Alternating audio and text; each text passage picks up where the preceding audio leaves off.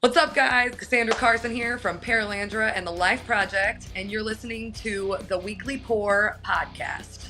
Hey guys, it's Leather Leone, and you're listening to the Weekly Pour.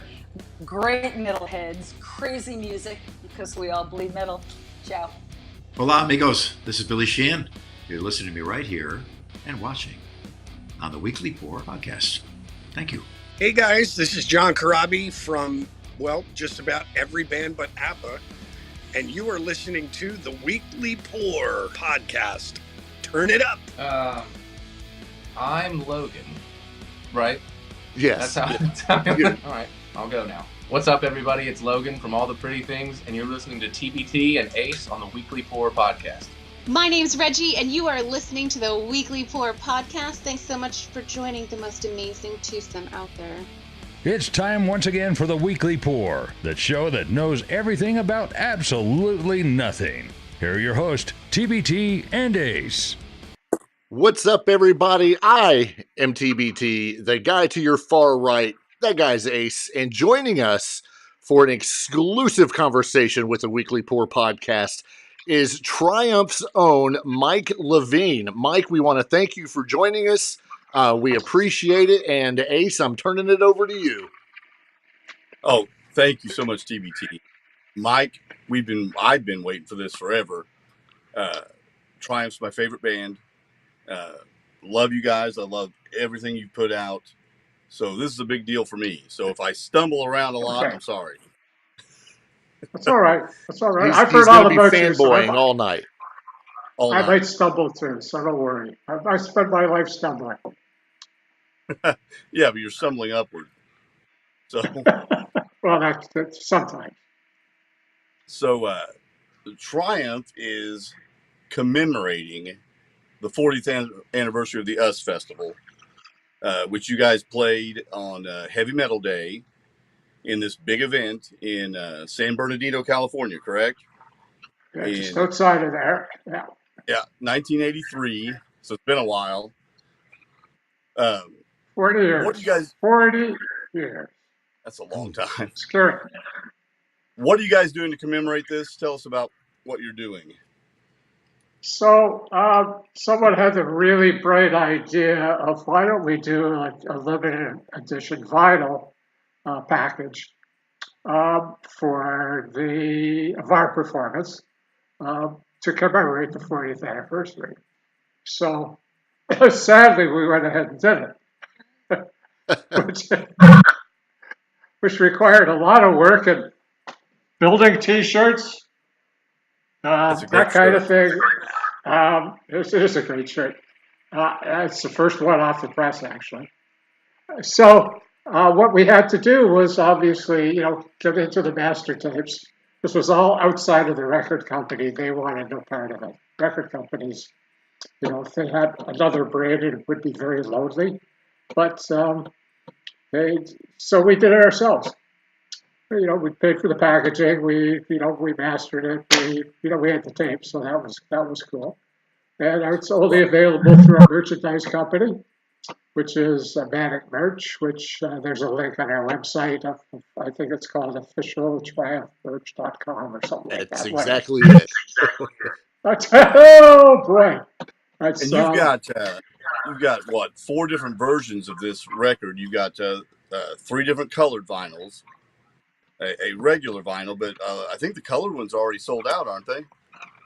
You know what? I don't know. I think I do the red. The red one went like the first 10 minutes, kind of. But I think they only made 10 of them, so maybe that's why. No, there was a couple of hundred. There's a couple of hundred of the reds, as far as I know. Then there was blue, and then there's the standard black. But it's the double albums. Or it's a double album, a gatefold, and it's really cool. It's a cool package, and hopefully the fans will really like it. That's the name of the game. So do you have any extra goodies besides the double vinyl? Is there a booklet, pictures, anything like that? Well, yeah, it's a gatefold record, right? So there's like when you open her up, there's like stuff in there. Stuff. That's all you get. Stuff. There's stuff. Well, I don't know. I just said to the designer, I said, I don't care what stuff you put in there, just make it good stuff. So I think she got Gil to write some kind of essay about what it was like being there. A lot of pictures that I don't think were ever released before. So, it's kind of cool. To me, it's a souvenir item for the fans that were there that want to really commemorate it. We've had this before, right? The DVD of it, of my Right. performance. I If you can have see that. that somewhere. Yeah. So, but having it on vinyl is special. Vinyl has become, kind of a very small part of the record business, but nonetheless, it's a part of the business, and people like it. So, I had an interesting stat the other day in some news story that less than 50% of the people that buy vinyl records have a record player. I would be one of them. They buy it for souvenirs. I do. I also support a friend of ours, a sponsor, Music and More Records. But yeah, it's a souvenir for me. And I think one thing we're losing as albums and music becomes digital, we're losing the artwork. And, album covers are so cool. And opening up the record, like you talked about the gatefold record and pulling out the lyric sheet and things like that, we're losing that. And it's just neat to have a physical copy.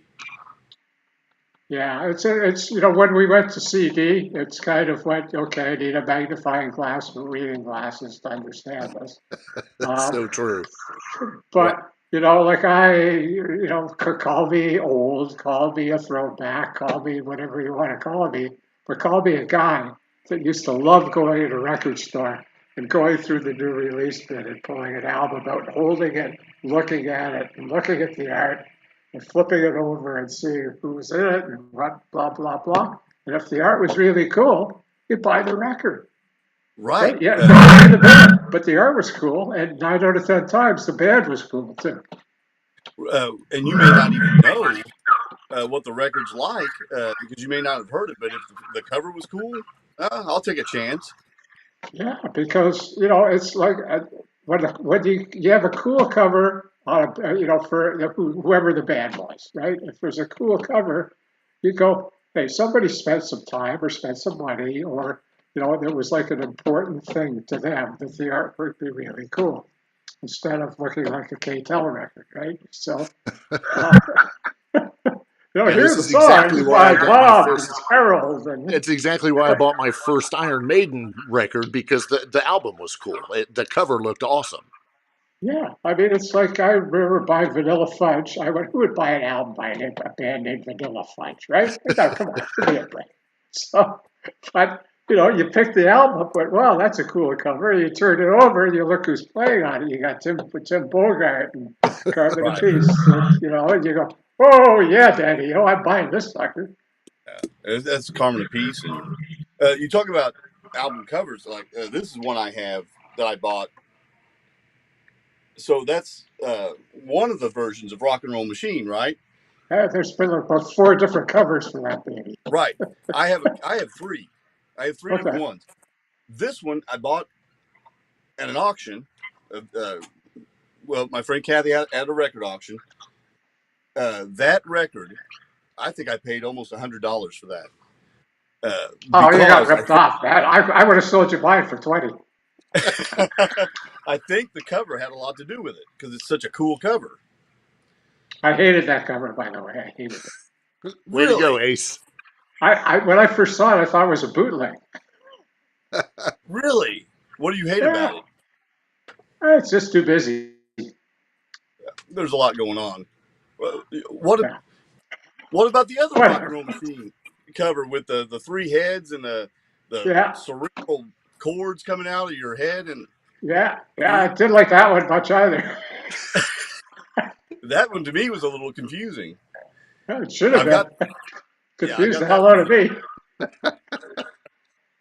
But where are those chords going anyway? Are they going plugging into the wall, or first before those chords? I remember this it was yesterday. It was like gas pump hoses, big fat hoses. We all 3 of us sat there and looked with the others going, What are we doing? Filling up cars at a fucking gas station here for crying out loud? It's like, what's supposed to be an album cover? But it turned out okay. It makes me think of The Terminal Man, which is a Michael Crichton book. For some reason, I don't know why, but something robotic. But either way, I paid a bunch of money for that. I'm proud of it. Okay. So you've got them all. If I need one, I could borrow one off you, right? If we need one. Oh yeah, because they're hard to find. Like friends of mine that go to, what do they call it? Garage sales and lawn sales and those kind of things. And they find Triumph records. They buy because they're out there for $1 or 50 cents or whatever. They buy them all for me. Now I got stacks and stacks of used Triumph albums. And I'm going, please don't buy me anymore. I think I have a collection now, so I don't need any more. Speaking of album covers that I think my favorite one is Thunder 7. Yeah, that's cool. With the wheel and the guy mad at the wheel. Yeah. Yeah, that's a great cover. Yeah, we actually have that built. The guy that whole mad at the wheel thing we used in the set for the show. It was a massive styrofoam painted thing. Was that expensive to come up with? Put that into the show? I don't remember, to be honest with you. Everything costs money, though. So it's just a question of how much. Well, let's get back to the US Festival, if you don't mind. That's a 3-day event in 1983. You were part of Heavy Metal Day now, TBT and I were talking about this because Triumph doesn't seem to fit into this with these other bands, but it worked out so well. You've got Triumph, Scorpions, Quiet Riot, Motley Crue, Ozzy Osbourne, and Van Halen. And to me, Triumph doesn't quite fit in with those other groups, but the performance is just so amazing. It's just a rockin' performance. It's 9 songs, right? I think that's what it is 9 songs. How did Triumph get involved in such a large event like that? Well, they were trying to put on. Steve Wozniak was one of the founders of Apple Computers, right? He built the goddamn thing. Anyway, Wozniak was crazy, and he made so much money that he wanted to do this whole big festival thing about us, right? The whole thing was about us, we the people. But he did one the year before, too, in '82, which I didn't even know about initially, but I can't even remember who played on that. I think Fleetwood Mac then, and a couple other bands. But so he wanted to exhibit the best of what was out there. So you had your kind of, the first day was your new wave band. I think The Clash was the headliner, and then there was Heavy Metal Sunday. And then there was the next day, I think Bowie was the headliner. I debated whether to stay around to see him or not. So Steve, bless his soul, wanted us to be on the show. He's a big music fan, likes rock music. But their whole goal was to put the top headliners of that year, who sold the most tickets, who sold the most T-shirts, who sold the most records, in an order that people could not resist buying a ticket to come to that show. So, Van Halen was number 1. Right. Scorps were number 2, not very much ahead of us. We were number 3. Priest was number 4. Ozzy was number 5. Motley Crue and Quiet Riot were like new bands. They were still playing bars on Sunset Strip back then. So they were like just local openers to kind of keep the crowd happy while they waited for the rest of it. But where else would you get the 5 top headliners in the United States of America playing on one stage for one day? Never happened, right? I mean, you go back to Woodstock, but that was before the concert business was a concert business.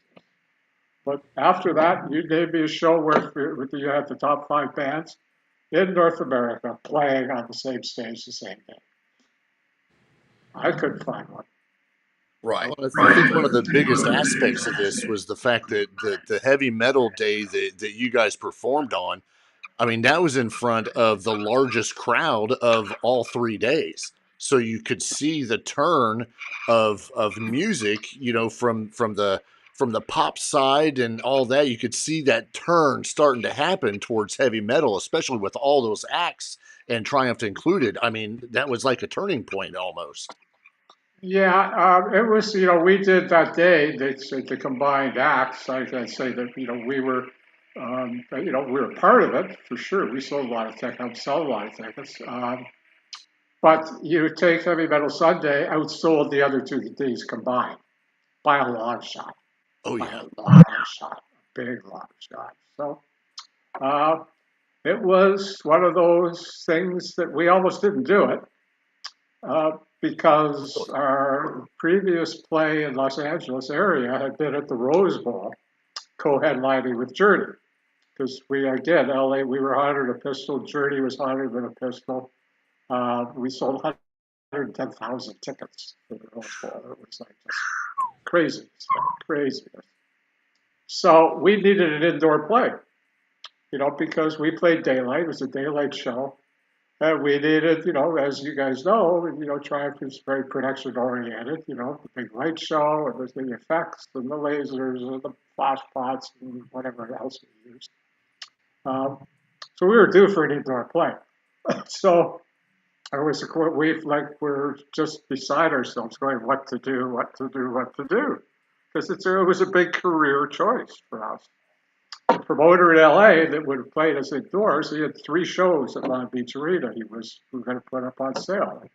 9 o'clock at night LA time on February the whatever day. And we had to give an answer to him and the US Festival people by 9 o'clock that night.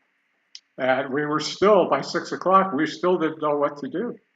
And finally we went, you know what, the US Festival, this thing is going to be huge. And we could make up for the indoor play later on. And just because this is going to be part of history. Like, who doesn't want to be part of history? Oh, for sure. Sold out 3 shows at Long Beach Arena, so what? But you played the US Festival, which was the biggest show with your peers. So we voted to do the US Festival, and that's what happened. So we ended up doing it. If you had decided not to do it, do you have any clue who they would have replaced you with, or would they have even replaced you? That's fascinating to me. Wow, that's a good question. I don't know. I'd have to go back and look at Performance Magazine and box scores, see who was selling tickets on there, in the rock game, Maybe Billy Squire. You may be right. Well, not after that video. It's a great song. The song was good. Great song. Just don't watch the video. So, coming out of this festival, because you were touring with Never Surrender, right? That record, am I right? Did you see a bump in radio play, ticket sales, album sales, anything like that? Nope, not a blessed thing. Really? Nope. It was a unique venture to Southern California, right? So in Southern California, we were already hotter than a pistol. We couldn't sell any more records. We couldn't get any more airplay. It ran, I think it played on MTV twice. Day after and 2 days after that, maybe just once even. And so it really, and MTV, you think MTV 1983 is only 2 years old, maybe? And not a lot of markets still. They weren't everywhere yet. So there wasn't a ton of, what I'll call national exposure about the show, other than it was like, wow, there was this huge show in California, isn't that great? Right, all these bands played, and there was 500,000 people there, 300,000 or pick a number, and that was fabulous. Nobody died, nobody got sick, nobody fell off the stage, And it was like a really nice, peaceful Steve Wozniak Us Festival. Here's a, it was cool. It's with computers and all kinds of stuff going on there, right? So Yeah, he introduced you, yeah, right? Yeah, yes. that was pretty.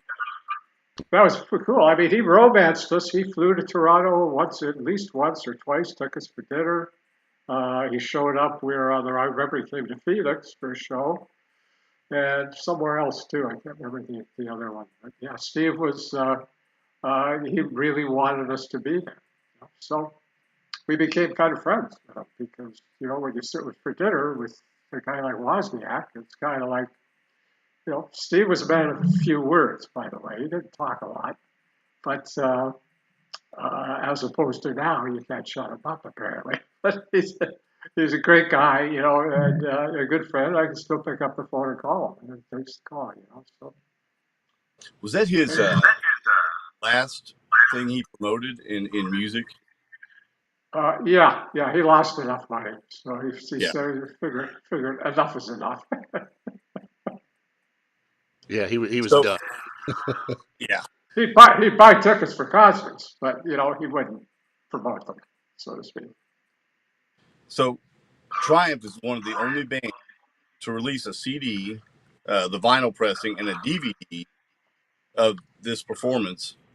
I don't know that I think I've seen the Van Halen performance a little bit, but no one else puts out anything commemorating this event. So why is this show so special to Triumph or the fans of Triumph? Well, we were the only band that actually owned our own footage.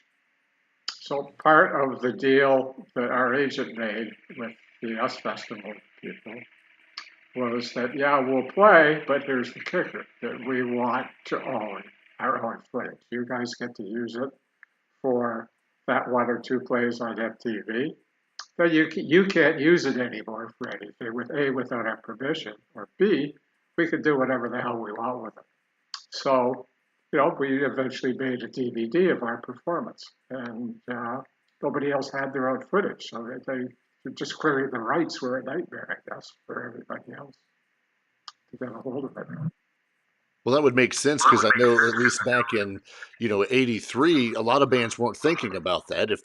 If they created something or were part of something, then I'm sure some of them probably thought, oh, well, we'll own that anyway. You mentioned MTV, and it reminds me of the Moscow Music Peace Festival, which was all over MTV when that happened. 3 years later, I think in '86, and that was only 100,000 people. And you guys are out there jamming to 375,000 and with much less airplay. I mean, that blows my mind. Yeah, it's the whole timing, everything. That was a very interesting time in music and being a band. Like we used to, very funny because Gil and I, who were Trevor Gill and me, were close with the managers at Journey. So he spoke to Herbie Herbert all the time, and I spoke to Pat Moore. So Pat used to take care of the merch and stuff like that, and Herbie took care of the booking and just settled bits of the box office. So when we were on the road at the same time, we'd be calling after every show. There'd be a phone call saying, "How many dollars a head did you do in merch? How many? What was the ticket gross?" And we'd fight it out as to who did the best. So it was a lot of fun doing that, just because it was a friendly competition as to who was bigger and in what markets. But it was like those were fun. Like it was we were like baseball teams, right? You'd show up in that market every spring, right? Once a year, you'd be there. Whether it was Dayton, Ohio, or San Antonio, Texas, you were there, and people would expect you, and they'd also expect Journey, and they'd also expect Foreigner, and they'd also expect whatever you named the band. They'd come around, and that was what the business was about. It's about the touring. It wasn't necessarily about how many records you sold. It was related to, how the fans reacted to you. So you had. They changed their AC/DC shirt for the Triumph shirt, and they changed the AC/DC shirt for the Rush shirt, or whatever. But fans were fans. They didn't, they loved everything. Weren't just one trick wonder, so to speak, as fans. Right. But there was fans that loved Rush and hated Triumph, and there was fans that loved Triumph and hated Rush. So they didn't have to go to the shows. But we were all the same thing. People hate the New York Yankees; they won't go see them. So. Well, Rush and Triumph are absolutely orange. I mean, two totally different things. Just same country, different bands. Totally. Yeah, different bands. It was kind of unique because there wasn't that many three-piece bands around either. Right? So there was us, Rush, and ZZ, and then I start running out of names. Yeah. What made you just stay with a three-piece in the beginning and not fill it out with something else? It was a lot easier to just have three people to deal with. When you had a vote, it was like 2 out of 3 wins. It's not, you didn't have to lobby to get 3 out of 4 or 5 out of 6 to get anything done. So right. we all, we all lost votes. And it's like I hated losing, but with three-piece band, you can't be a sore loser. It's like, okay, you guys win that one, I'll get my turn. Right. I will shift gears a little bit away from the US Festival because after the US Festival, after Never Surrender, Thunder 7 is next. And I love that record. I think it's a great record. So after this performance, and like you said, your ticket sales were steady, your merch sales were steady, up in the top 5, in North America. What were the expectations for that record? Because it seems like it was a turning point for Triumph. Which way a turning? What do you mean by a turning point? Almost like now we want more. Now we want as a record company, you're doing this well. Let's shift gears and bring in a big name producer, Eddie Kramer. Let's try to push more over, more of a bigger production, so we can generate more sales and get bigger.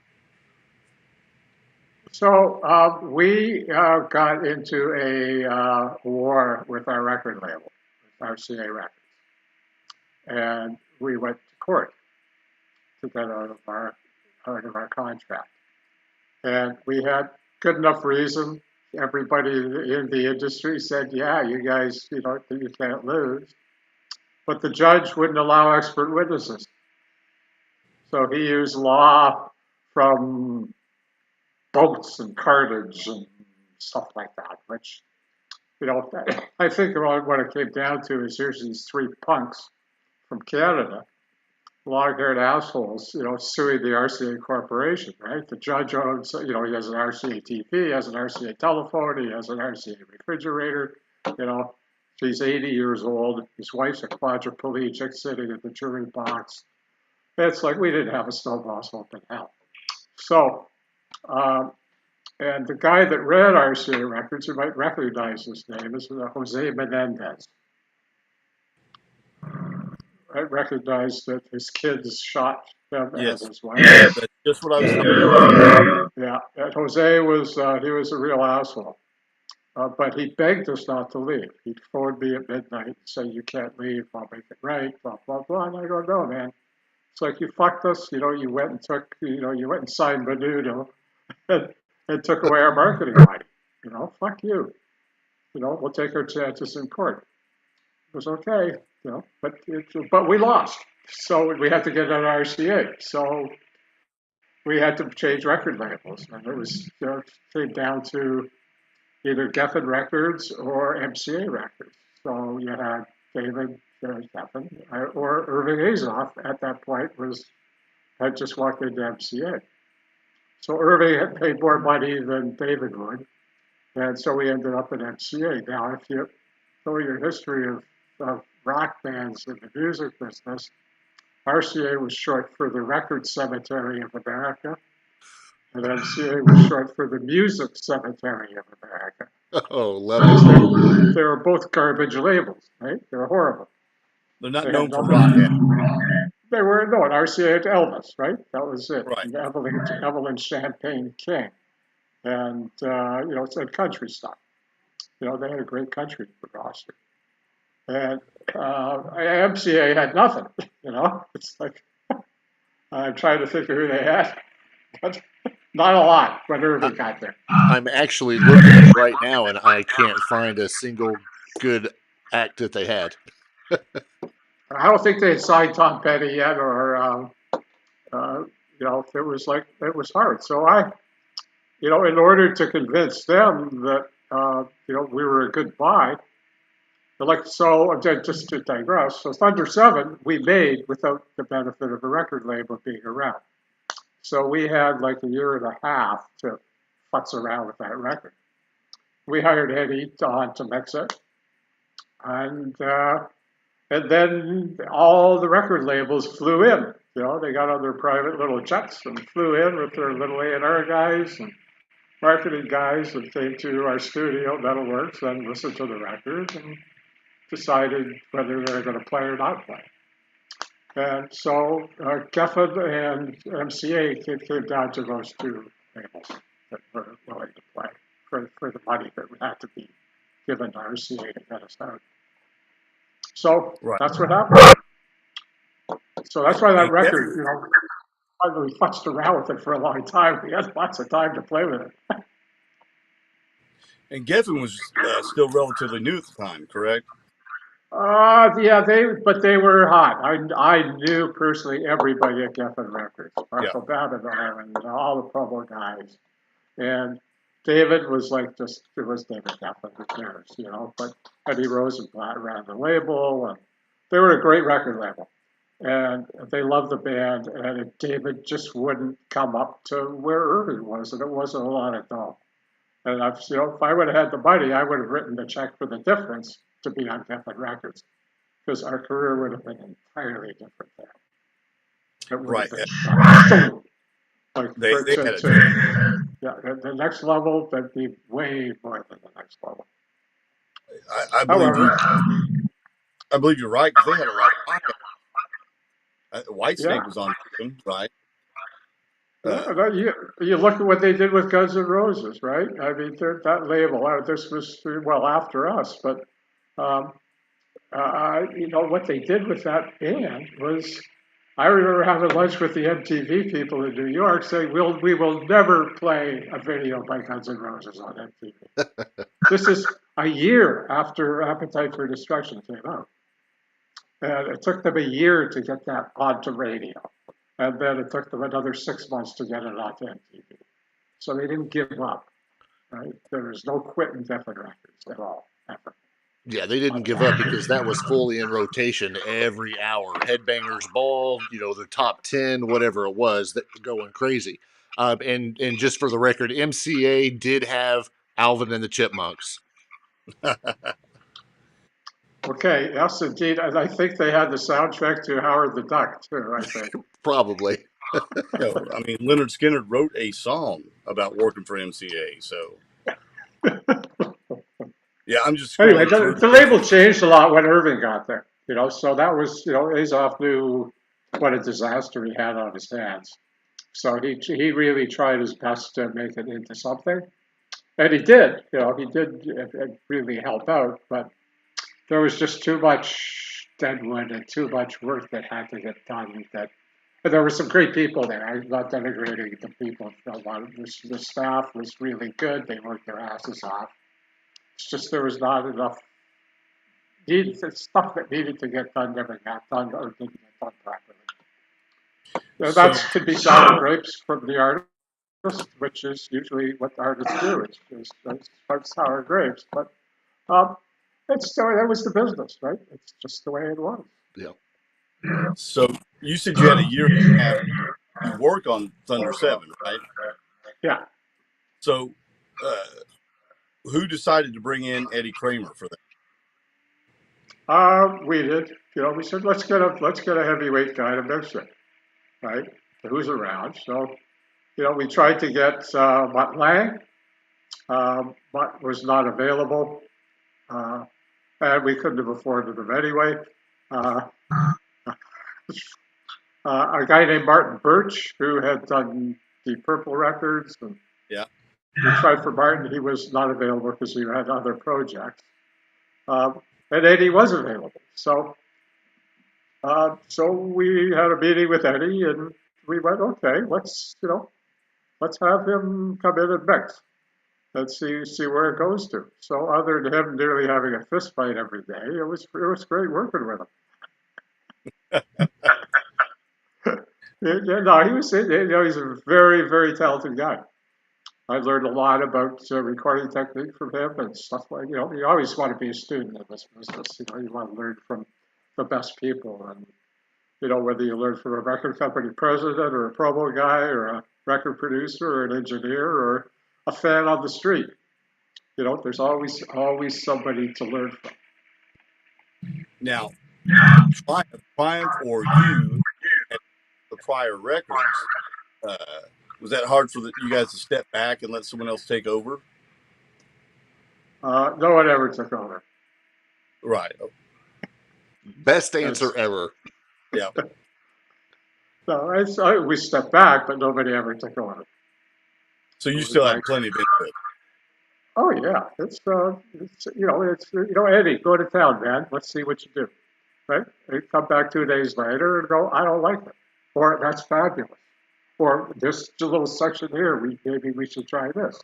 And he was pretty receptive to most things.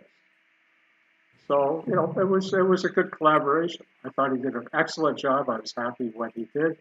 And if we fought, we fought. I mean, you fight about stuff all the time when you're making a record. So nobody goes, wow, that's perfect, ever. Right, but you're fighting for your career at Sorry? this point.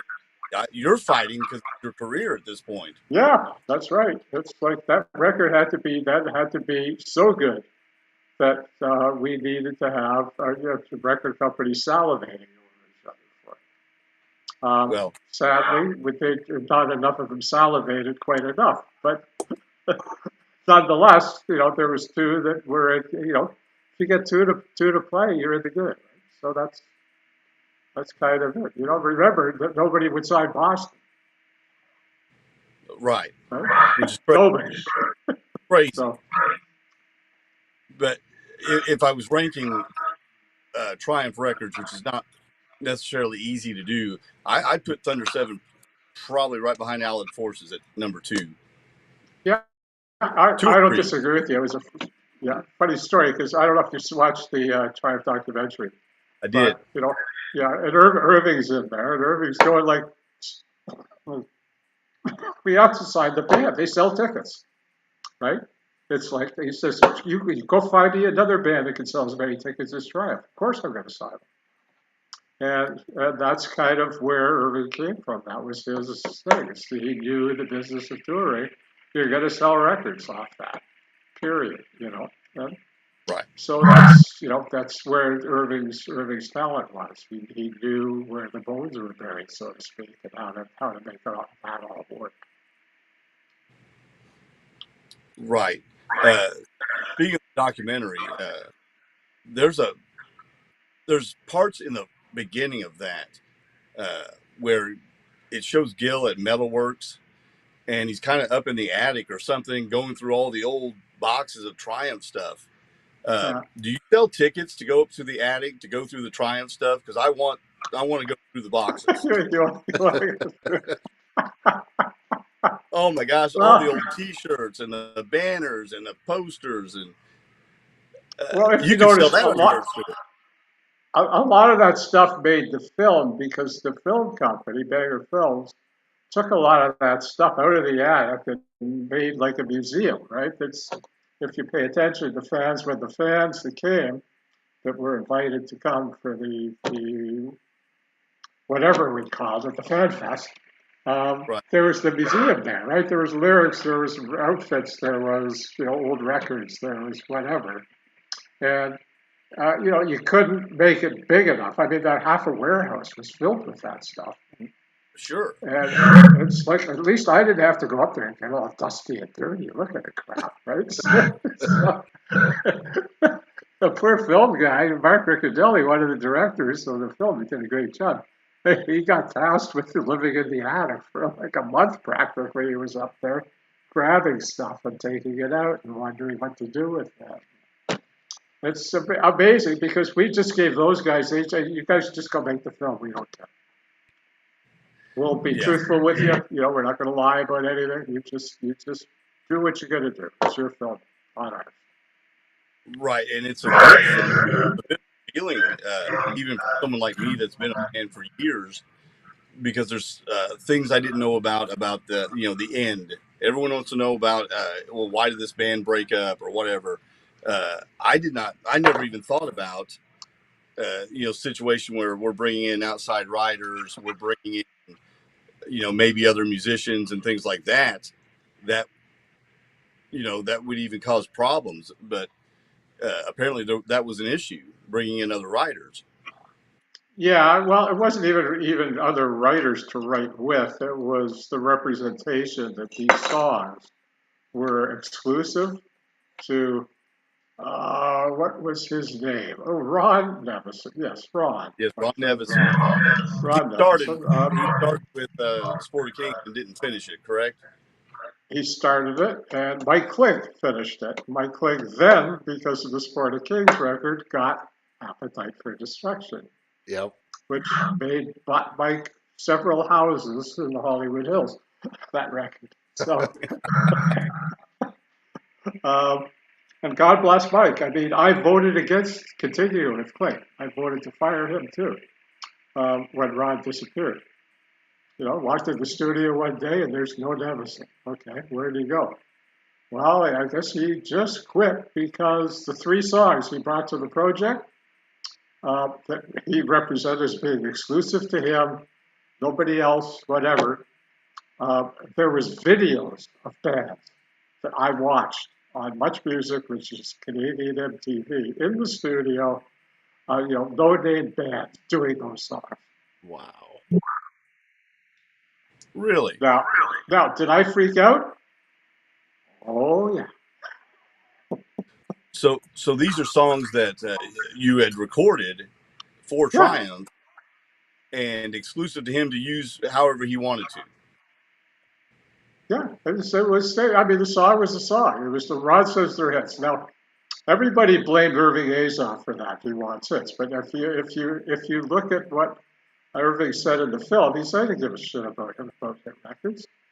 You know, this is an album radio band. You know, this is not a singles band. And so my partners thought Irving was insisting on it. In fact, it was our good friend, the A&R man, Tom Trumbo, who managed to get Nevison into the mix and stuff. But Irving never talked to Nevison, according to Irving. So, and Tom, who's still my friend, said, yeah, it was me. It wasn't Irving. That was me and Nevison. And I said, how did you let it? It took me a year and a half, 2 years to get the whole story out of him in various segments. Every time I went to LA, we'd have dinner. And I say, okay, so segment 1, Ron Nevison. Segment 2, Ron Nevison. Segment 3. The fact is, Ron had a lot of problems that had nothing to do with us. And there was absolutely zero magic with him. Right? His ego was bigger than I'm a bass he could fit through the studio door. Wow. And we had talked about all this. So he and I had several meetings. Say, okay, this is how it's going to go down. And he agreed. He said, we're there. And then first day we went to LA. Instead of recording at our own place, we recorded in LA. First day was like all those discussions out the window. So, if I was going to blame anybody for the problems in the band, singularly, it would be Ron. When we saw him in the film, it was like, it's the only time we really said to the filmmakers, okay, this is something you have to change. There was way too much of him. It's like, sure, he's got to be in there because he was the problem man. But 3 minutes of him, expounding bullshit, no. Maybe 30 seconds is plenty. He could look at his heart record on the wall, and he could talk about how he, engineered Led Zeppelin, which he really didn't do. He was an assistant engineer. He was a coffee boy there. But whatever, Again, learning experience. I didn't talk to Ron for years. One day, I'm in a place where a lot of us used to go on Sunset Boulevard called Le Dome, which was a restaurant, bar, a hangout, drug place, whatever. And I'm there for dinner with a bunch of people. I go to the bathroom, I walk in back, and there's Ron. And he goes, Mike, can I talk to you a moment? And he said, can we have a quick drink? I said, sure. And he said, I just want to apologize. I hope there's no hard feelings. And I said, I accept your apology, but there'll always be hard feelings. So anyway, Right. That's that story. Well, I can see why people might. And that's an exclusive, you guys. I've never expounded that to anybody. Well, but just because I like you, you've got that RSD shirt on, and you've got that Triumph shit behind you there, and I'm saying, okay, we're good. Absolutely. Yeah. I mean, I can see why Nevison, someone would want him there just because of, any perceived success. The Heart record was big, like you mentioned, the Led Zeppelin stuff, but that doesn't mean he's going to have magic every time and chemistry every time with people that he works with. Correct. And we were all in. We were going, okay, again, it's like, hey, this guy's got talent. He's a very, very good engineer. As a record producer, I wasn't sure. But, there's no such thing as a great record producer. There's such thing as a great artist. Absolutely. It's hard for great artists make great record producers. You got to think that way. You just described a relationship with Eddie Kramer where you would even fight with him, daily, but you came out in the end with what you wanted as a great record. And what he wanted too. Right, that's the thing. That? It's like you end up, Eddie was happy with what he did. He was happy with his contribution to the record, and we were happy with Eddie's contribution to the record. So it was all fine, and the record was a great record. So it all worked. Like, nobody's perfect. Well, and to walk in one day and your producer's gone. He's just gone, and no one knows where he's at. Totally unprofessional. Gotta be. Yeah, checking closets, looking under sinks. Where did he go? Has anybody seen Rod? Where did he go? Took us 2 days to find out he got on a plane that morning and left town. Golly.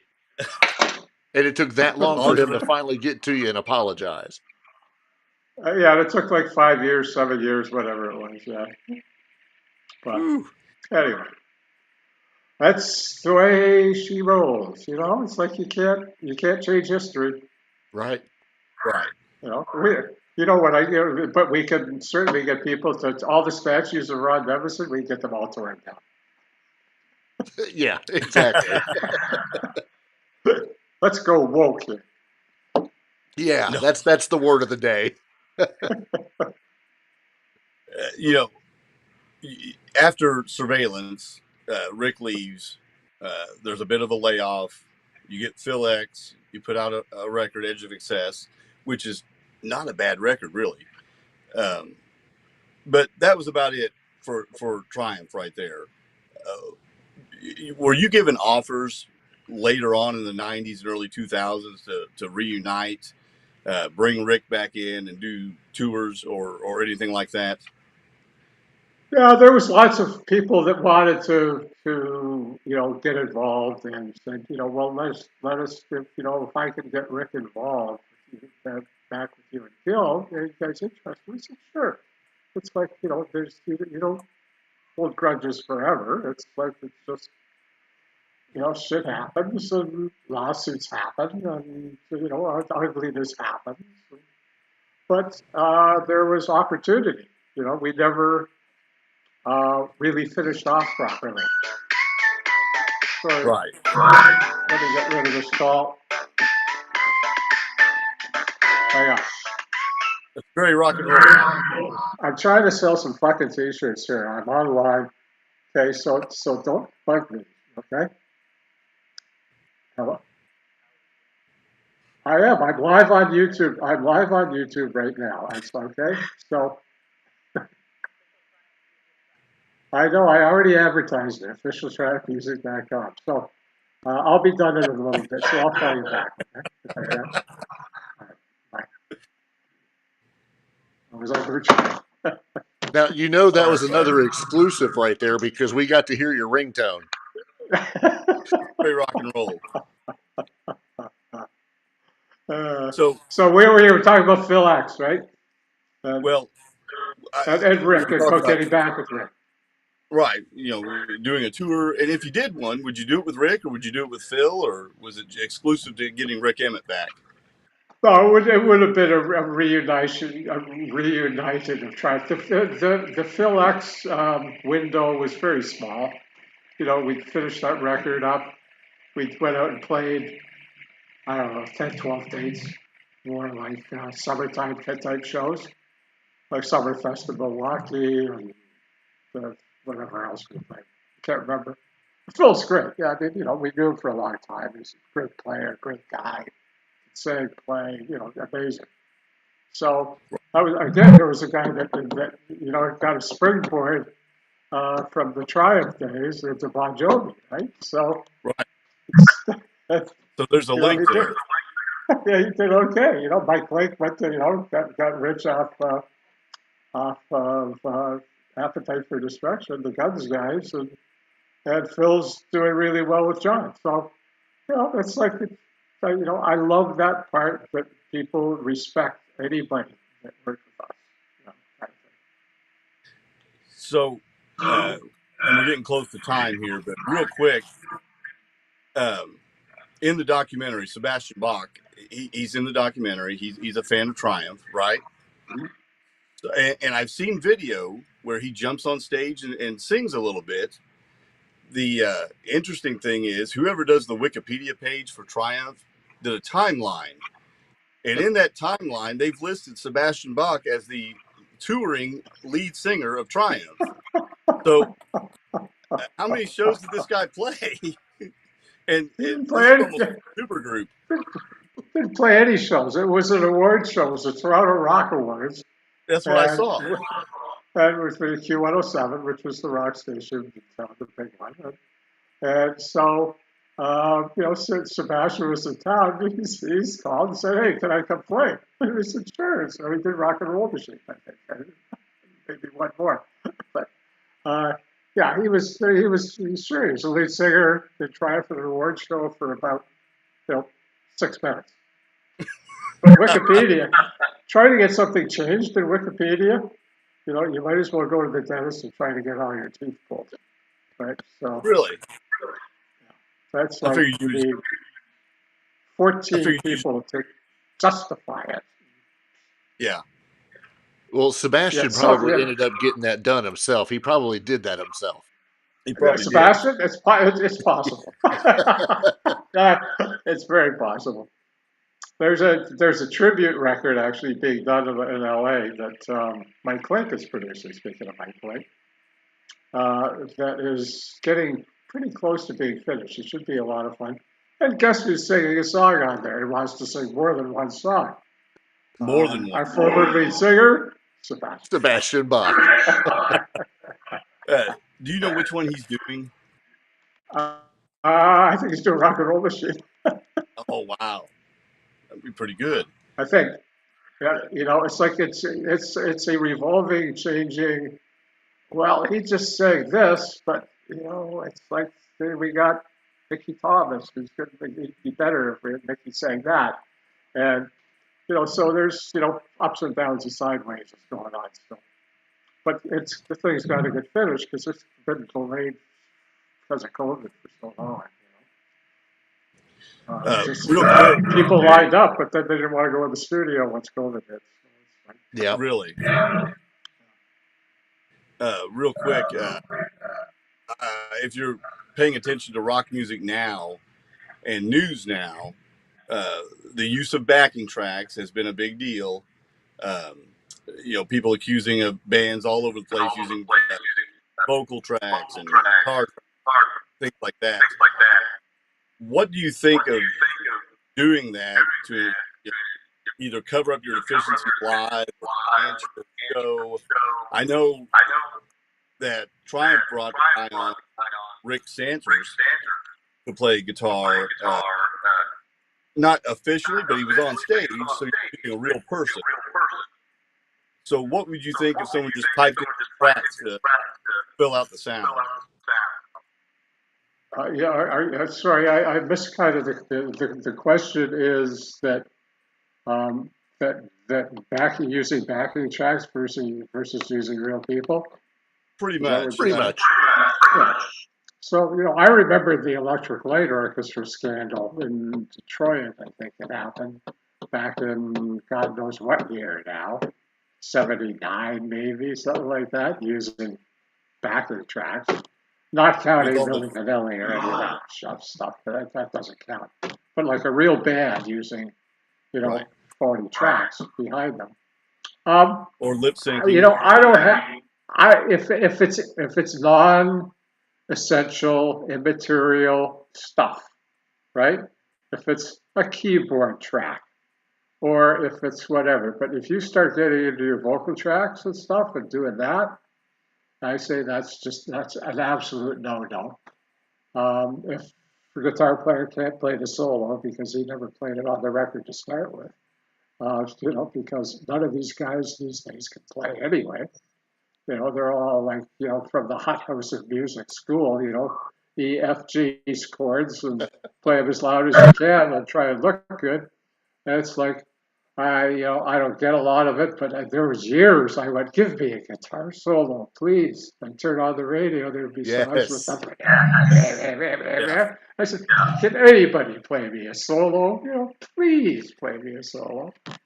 But no. It was a lost art for a while. Yeah, for a long time. Now it seems to be a little more coming back, but then again, nobody listens to the radio much anymore, apparently. So I'm told. But it is what it is. You can't change the way things go. But people, change will happen because the audience will drive change. Absolutely. Right? If they'll go, I'm tired of everything sounding exactly the same. Show me something different, please. Right. And that's what's going to happen. I mean, you vote with your wallet when you go live, and if you don't want to see something that's not live, you're probably not going to pay for it, I would hope, but I don't know. I don't know either. It's like, I'm just glad that I don't have to be in a new band, to be honest with you. Like, I've got this whole thing. It's like, well, you're going to put out a single from the tribute record. Which one do you want to put out? And I go, what? Record's not finished. Oh, no, we'll have 3 or 4 singles out before the record's done. And I'm going, beyond me, have a party. Like, I got nothing to do with that record anyway. Talk to Mike Levine. Like, I don't care. I understand why Drake does it and those guys do it and stuff. It's just part of that culture. But I don't know that rock and roll is part of that culture. I think maybe it is. I just don't know. Right. I'll defer to someone that may know or does know or something. So will we. Because I don't know. Like, I don't, I'm not on Facebook. I'm not on Spotify. I'm not on Instagram. I can't listen to Spotify, by the way. It's unlistenable. But that's why I'm not on it. But I'm not on Twitter, and I don't care I don't want to take pictures of my lunch and tell people what I eat. So, I find that to be totally distasteful. I got better things to do with my time. Exactly. I've never understood taking pictures of food and posting that. I never got that at all, ever. But it was a big deal. It's still a big deal, I think. One of the things I love about what you guys do is that you keep your legacy alive by commemorating the US Festival and putting something out. You did Allied Forces. You've got DVDs. And of course it's a selling point, but it's also keeping the legacy going. So we got a tribute record coming. Yep. What do we have in the pipe after that, or what do we think? I don't know. We'll find some.